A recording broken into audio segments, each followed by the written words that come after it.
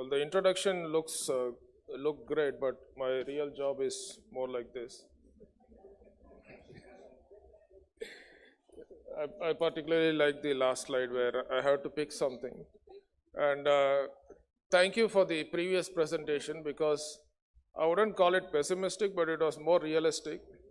If that was the case, I don't think we need this question at all. I mean, if digital health does not work, why are we even asking it as a threat, or perhaps like even neglect? I mean, everything is going to be as it is. So this is where I have to do some, pick up a card, and I'm going to go the other way and say it is going to be real very soon. And I have picked up these cards before also. Around 2014 or perhaps around 15, we told that without drones, universal healthcare is not at all possible. And our government, being government, banned the drones also. Happens. But then COVID came, and then we kind of started looking at drones. We are working with Niti Aayog, World Economic Forum, and now you can see drones flying maybe in 15 states out of 30. But still people can ask the question, is it really doing anything? But wait for another maybe 5 years, you'll see that drones would actually become indispensable at some point in time. So I do have some expertise in making some predictions. The second thing is, for the last maybe 15 years, we have been working on only one thing, which is bringing primary healthcare home. Now you have these schemes, Makkalai Thedi Maruthuvam, and then even in America, there's actually a new legislation, especially post-COVID, where home-based services are being reimbursed by insurance services also, which basically comes out with a service model. But we have been doing this for the last 10 years, 15 years. So if you ask me what I have been doing, I'll show it in the next slide. You need to wait for a second. There are actually more challenges coming. In fact, like yesterday, today, people were talking in dichotomy, in a divide. There is public health, very different. Clinical medicine, very different. I'm treating an individual, you are treating 100 people, 1,000 people. Those things will change. I'll show you some examples. Community is different, individual is different. Prevention is different, curative services are different. A lot of these things are actually going to change. And this is where you need to be aware about what is actually happening in different places also. People who are involved in research would understand the next one, which is sampling and comprehensive. In most cases, out of maybe 1,000, 10,000, 100,000, we just pick up a very small number, do a study, and then extrapolate. Whereas comprehensive is pretty much studying everything. The most often given reason is I don't have the money or the time, but not quite. I mean, we have services that reach billion people, which was not at all there 10 years before or perhaps 20 years before. Even reaching 100 million people was very difficult. But today, somebody can pick up the mic, close down a whole country. That happened during COVID. All happened in 2 days. Never ever possible in the history of mankind before. One person picking up something, talking to a billion people and reaching out and actually making things happen.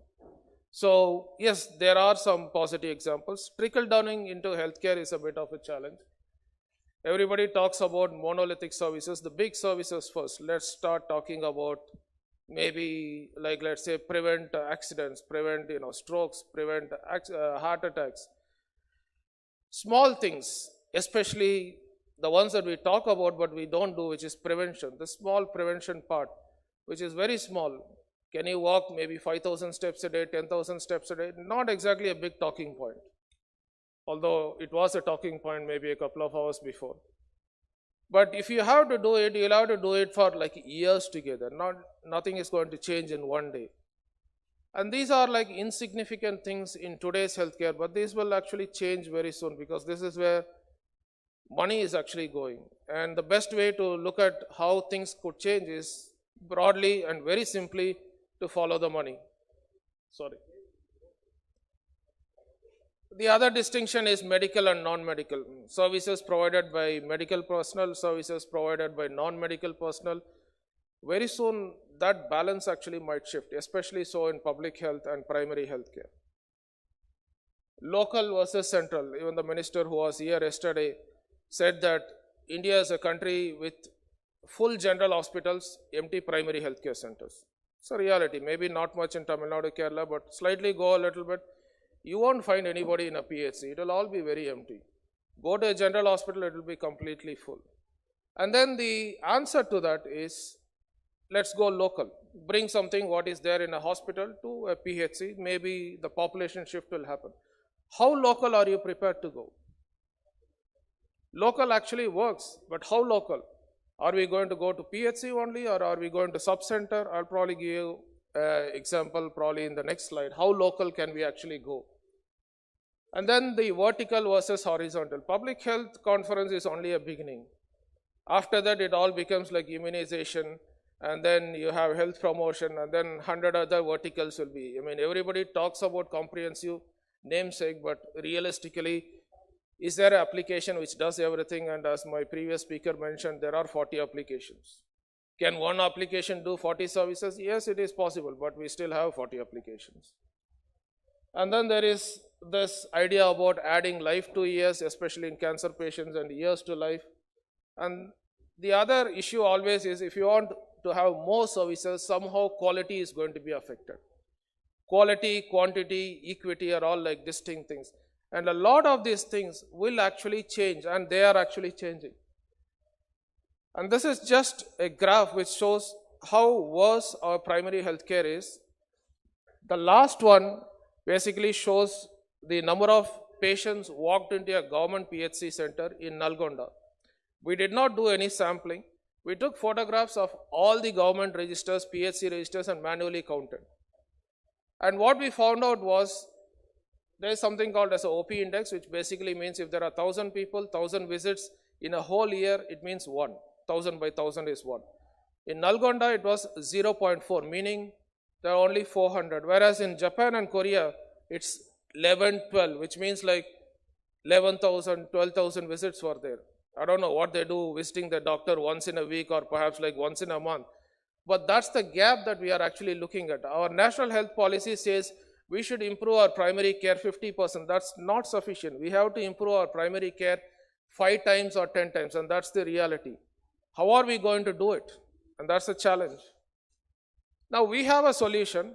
So my so-called crystal ball looking, picking up a card is actually based on some experience. What we are trying to say, or at least what my lab has been working for the last 10 years is, let's go local, which is great. And as I asked, how local are we willing to go? And we are going all the way home. We are shifting healthcare, primary healthcare home, and primary healthcare is about 1,000 microservices. These are just, kind of approximate numbers. The second one is, we are providing comprehensive care. We are not looking at one disease, but about 150 odd diseases. Let's screen everything. It's possible. If you go back to your medical education, your days in your MBBS or any other course, after the 3rd year, when you go to your wards, you will be asked to examine a person. Forget about the diagnosis, examine properly. There are only 3 ways you can examine, which is look, listen, and feel. There is no other way. And look constitutes 70% of the way you can actually identify signs and symptoms. I'll come back to why I said that a little bit later. We are trying to do comprehensive service. And the third one is real-time service. Nobody likes giving data. And as the previous speaker said, we need to push services back in real time. We are happily using our UPI, GPay and everything, because as soon as we get all this authentication back in real time. Previously also credit cards were there. Long time ago, you will have to wait for your statement. Only then you will know that you would actually spend the money. But these days, everything comes back in real time. Nobody likes giving data, but if you don't give data, your Uber car won't come to you. If you don't share where you are, your Uber won't find and come to you. So if you are able to achieve this transaction in real time, where I'm sharing data, I'm getting something in real time, people would be willing to give data, and that's what we are trying to do. So broadly, to the question what we have been doing in the last 10 years, this is what we have been doing. Some of it works, some of it does not work. We are going to each and every person's home and then taking around 20 to 30 photos per person. And that is happening from head to toe, doing a general examination. We are not only taking photos of the person, but we are also taking photo of the house that you are actually living in and around. because essentially most communicable diseases are dependent on the water stagnation, garbage accumulation around your house. It's not actually some mosquito breeding 5 kilometers away in a lake, which is what is actually documented. It is not at all documented today on your living, what you call ecosystem.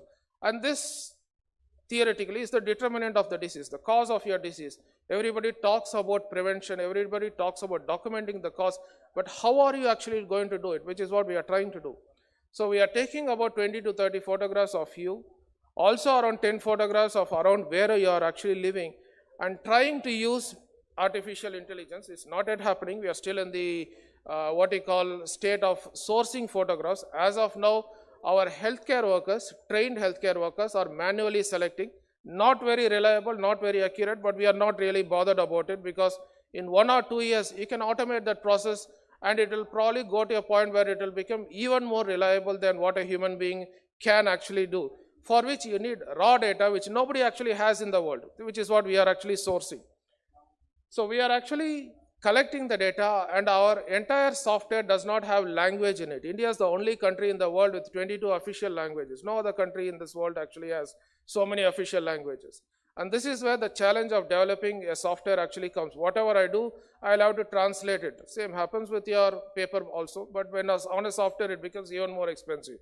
Our software does not have any language. It only has icons.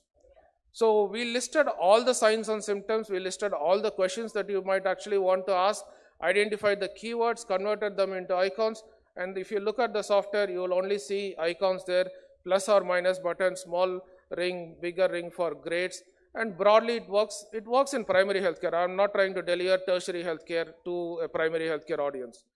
So icons, images, and the third thing, we are actually building in intelligence also. As of now, if you select any kind of a grade, the first grade is usually normal, the second grade is early stage of any condition, third mid stage. I'm just giving you broad examples here. For each and every grade you click, even now it will show up interventions in real time. And this is what is actually enabling our software's acceptance on the field, because people are actually getting customized information. I go to your house, take a photo of a garbage, click that there is garbage, immediately a video actually shows up and says clean it up. Third or fourth time I go there, there's no garbage, because people don't want this to be actually photographed the third or fourth time. The same actually happens with a few diseases also. We actually screened lymphatic filariasis, elephantiasis, as you would actually know. It's still highly prevalent in several areas in Bihar. We identified 5,000 new cases.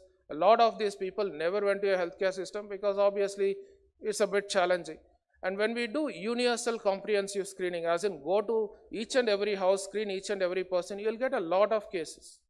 You'll get all these cases at a relatively early stage, and this is what is the challenge with the health system. The moment a person walks into your clinic, he or she is already 70% perhaps progressed with the disease.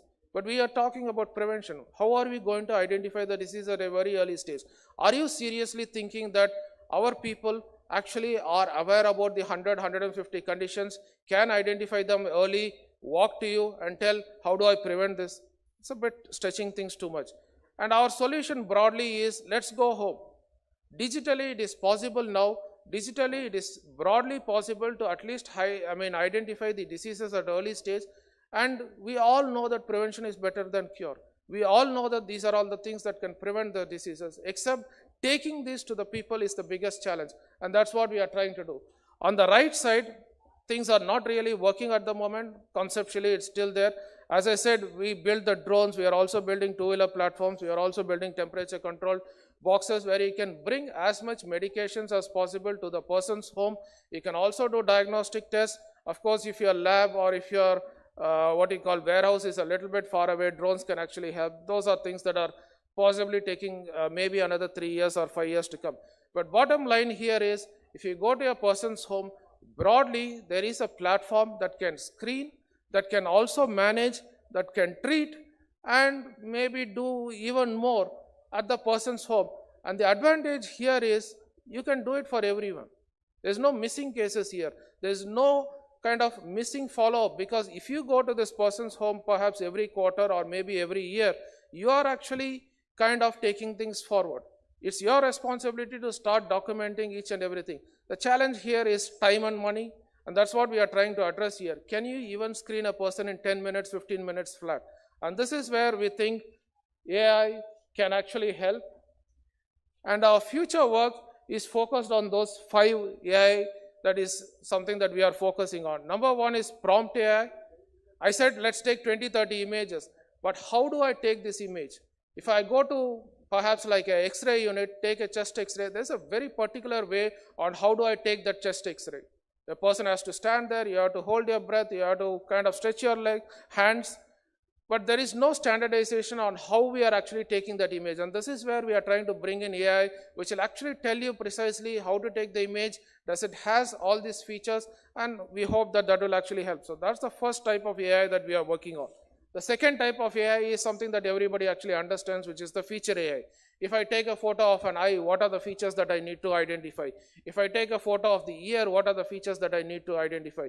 Once probably I have maybe 5,000, 10,000 images of each and every condition, then it becomes fairly easy for computer to identify these conditions. And that is when it will at least be as good as a human being, or perhaps even better than a human being. What a human being still need to do is to take my software to the point of need and take those images. Of course, that is still necessary. The next one is the context AI. Now, the context AI is where we are trying to bring in the right treatment to the right person. The same disease needs different treatment, gender-wise, age category-wise, location-wise. How do we vary all those things? So that's where we again need AI, which precisely tells, maybe this treatment has this percentage of outcome, this percentage of outcome, and all these things can only be learned by trial and error. Medicine is practice. We are trying on human beings, and unfortunately, software also grows the same way. The next one is the network AI. I'll show you certain images where we are screening literally every household in the village. And this is where we'll automatically know the clusters. Again, the previous speaker who I should actually thank a lot to Dr. Ganesh. Are we really going to identify or analyze those millions and billions of data points? No, it's not possible. Humanly, it's not possible. So that's where again you need to come out with another algorithm which automatically identifies the clusters in real time, automatically starts connecting back and telling the healthcare worker and also the person who contributed the data, perhaps you should be starting to think that maybe there is a new disease coming up, somebody next to you or somebody within 500 meters has actually been diagnosed with this disease. Is that possible? It's all possible only if you have very granular, very detailed data and data with metadata. There's a lot of data flowing around or floating around. None of that is actually valuable. In fact, if you hit the delete button, nobody would actually miss. But for data to be useful, data should have metadata. And what is metadata? Metadata is simply date, time, and location on where the data is actually originating. So if you don't have those kind of data, please ignore it. It's not at all valuable at all. And the last one is the longitudinal AI, which is where you can come out with the trend. So these are the 5 types of AI. As far as the digital health goes, same thing that everybody would have seen. This picture is just the tip of the iceberg. A lot of these things are actually going to come. And these are some of the images of we on the field rolling it out. Again, a lot of challenges. We put around a couple of 100 mobile phones, put our softwares, and whatever you see here is the 10th iteration or 15th iteration. Thankfully, our donors were very supportive. Otherwise, all these things would not have happened. And the moment it reaches maybe 20th iteration or 30th iteration, possibly it will be really good. But as of now, this is what we are actually doing on the field. And these are trained healthcare workers. They are not doctors, they are not your ANMs also. And 40% of our trained healthcare workers actually have seen a smartphone or used a smartphone for the first time in their lives. And these are our training images. As I said, taking image is very challenging. So we are developing standard operating protocols on how to take each and every image. And these are villages. Every dot you click on, you can actually pull up a case sheet and it will show up longitudinally, even if they are normal. We are not looking at deceased people here. Even normal person has to be examined. And this is where prevention will really happen, because the moment a small sign and symptom actually shows up, you will be able to identify that this is an early sign of a disease. If you are only focusing on a deceased person, that's not really the way to actually go. Again, larger villages. Okay. Again, some issues with the slide. we are all talking about a lot of challenges with the health system, which is basically summarized into awareness, accessibility, absence of skilled personnel, affordability, and accountability. What we are trying to do here is address each and every one of them. It's great to ask questions, but you need to start answering them. Of course, there are going to be gaps in answering, but we are trying to answer all those questions here. And as I mentioned, the moment a person actually walks into your clinic is already 70% affected, or perhaps like, the disease has already grown 70% to him. The problem of this 70% is it's very hard to diagnose. You'll have to go to him continuously. You need to identify normal versus abnormal, the very small changes in the signs and symptoms. And for all those things, the patient is not going to come to you. He will come to you only when his life is affected, when he cannot go to work, or perhaps when he cannot sit at home, and then it is, even sitting at home is actually a suffering. So you need to proactively go to his home and start collecting all this information. For the first time ever in the history of mankind, it is actually possible to do on a digital platform. Just to summarize what we are trying to approach in our platform. As of now, people are looking at 1 or 2 diseases. What we are trying to look at is the entire person and the home. What people are now doing is episodical service. You have a disease, you are getting treated. What we need to do is continuous and dynamic. We are looking at facility-based treatment. We are actually going to home. We are looking at AI, hardware, 2 different things. We are trying to mix up everything here and make it as one single system.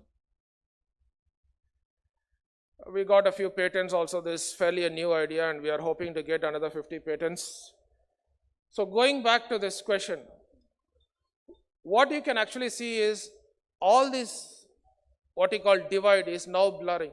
If you now ask what is public health, what is clinical medicine, no.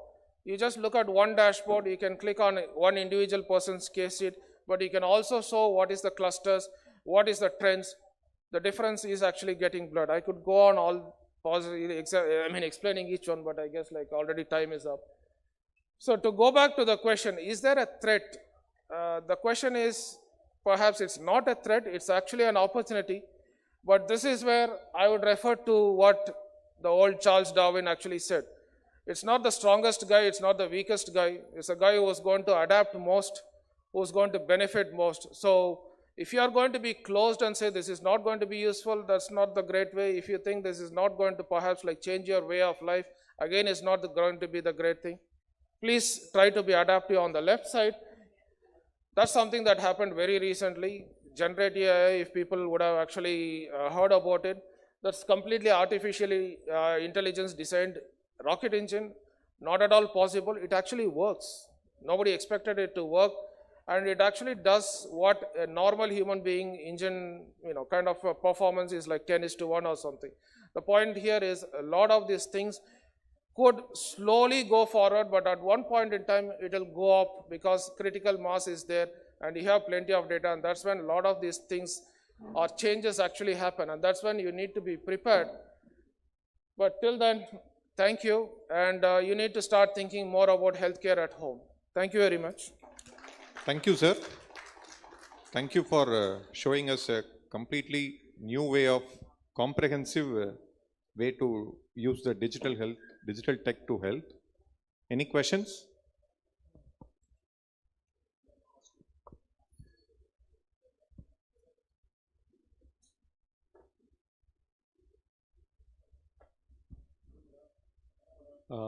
Thank you. Very good talk. Would love to get to see this technology working in the public health system. Just wanted to know how long do you think, what's time to hit the system with MVP, minimum viable product? What do you think? Thank you for the question. We are a little bit past the minimum viable product. We are screening 500,000 people in Bihar, which is fairly a large number.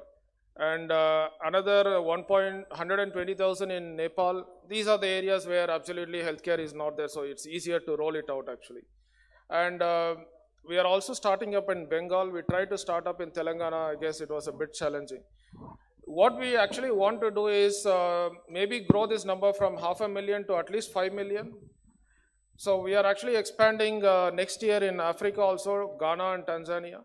So again, these are areas where present healthcare system is not actually competing with a newer idea. So it's kind of a wild, wild west, as whatever you want, you can actually implement. So I think we would get a much better idea after we get to that 5 million or 10 million, and also run it for 3 years, so that we'll have longitudinal data and we'll have a lot of data to work with, and perhaps answer all the questions that simply this idea itself is throwing up.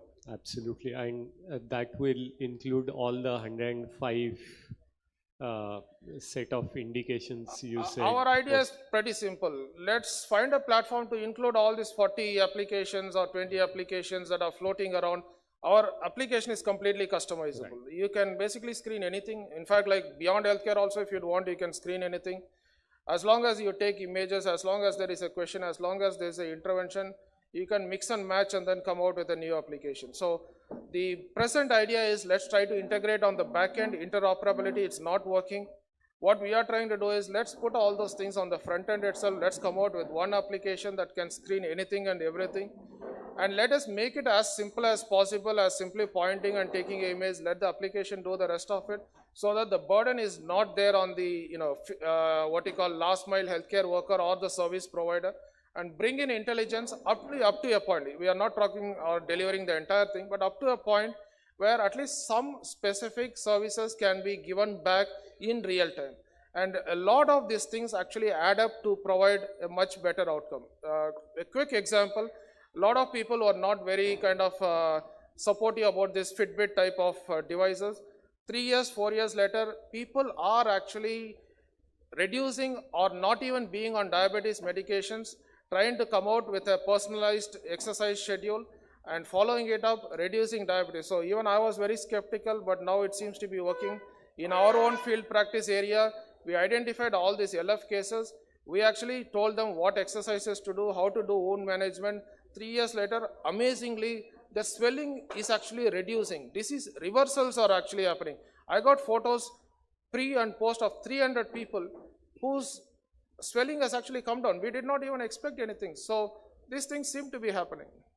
Excellent. Thank you. I think when I speak, I think you will find some resonance of ideas, what you are doing and how possibly, potentially, this can be synergistically taken forward. Sure. Thank you. Looking forward.